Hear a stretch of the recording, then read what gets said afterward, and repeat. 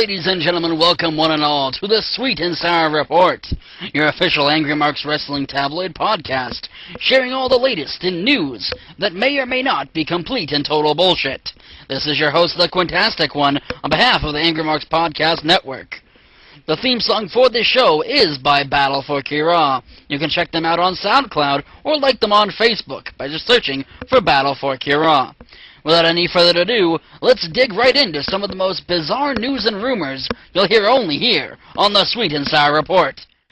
Word has come in that Jack Swagger's recent DUI conviction in February did not lead to a suspension, as normally expected for wellness policy violations, because he was not actually high. The police merely mistook him as under the influence when Swagger was visibly upset at the idea of them pulling him over and very audibly exclaimed, "Do I look Mexican to you?" Normally, this wouldn't be a problem in the state of Mississippi, but unfortunately, the acting officer who conducted the routine stop was of Spanish descent. It is clear that when it comes to keeping character, Jack Swagger's got this one down pat. However, in a related news story, the weed that was found in Swagger's car is rumored to actually belong to one Kofi Kingston. Swagger was said to be trafficking the weed on Mr. Kingston, as it was meant to be given to WWE Creative before the following episode of Raw. Due to the confiscation of evidence by the local police, Kingston's shipment was delayed until just this past Monday on Raw, which would explain his sudden United States Championship victory over Antonio Cesaro. In light of Triple H's expected response to Brock Lesnar tomorrow night on Raw, there appears to be some desperation going on at WWE HQ, as Vince McMahon has been begging his son-in-law to throw in at least one dick joke in his response to Brock Lesnar's Steel Cage Challenge. Triple H has been purposely avoiding his typical potty humor style, as he is trying to maintain an air of seriousness with his feud with Brock Lesnar. But Triple H may yet still cave to the whims of the WWE chairman, as Vince has threatened that if he doesn't hear a dick joke from Triple H soon, that he may just perform another hospital sketch live on Raw, with many distasteful references to Jim Ross, his own rectum, and the British Prime Minister. It is in this correspondent's humble opinion that I have two words for the situation: my God.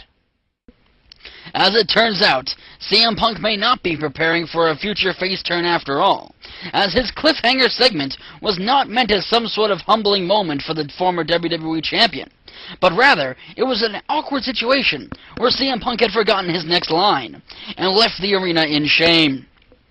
Paul Heyman was visibly confused, as could be seen on camera. As they cut away from him, certain fans were able to pick up on the hard microphone that Heyman asked a nearby cameraman, "Was that supposed to happen?" Sources close to Punk, including his official scriptwriter, Brad Maddox, exclusively informed us here at Sweet and Sour that Punk hadn't drank Pepsi since his loss to The Undertaker, and his subsequent quitting of soda cold turkey has unfortunately prevented him from delivering Brad Maddox's scripted pipe bombs with any conviction or realism. What this means for the future of Punk, nobody knows, but we will keep you updated as this story develops. In other news, a horrible accident was reported in the parking lot outside of the arena in Greenville, South Carolina, as paramedics were called to the scene to help untangle a young man in his early 20s who had apparently trapped himself in a pretzel-like formation after taking advice from his hero, Mr. Fandango Johnny Curtis, when he believed that Mr. Curtis had instructed him to go Fandango himself. Not word on exactly how he was able to get in the pretzel shape in the first place, but surely this means that you will see many Harlem Shake-style videos showing young adults fandangoing themselves in a similar fashion.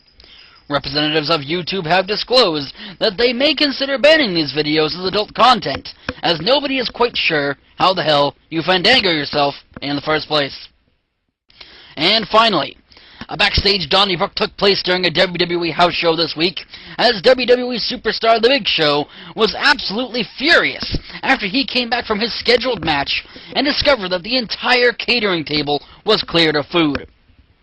Sources say he immediately threw accusing eyes in the direction of Mark Henry, Brodus Clay, Sweet Tea, and even the Great Khali.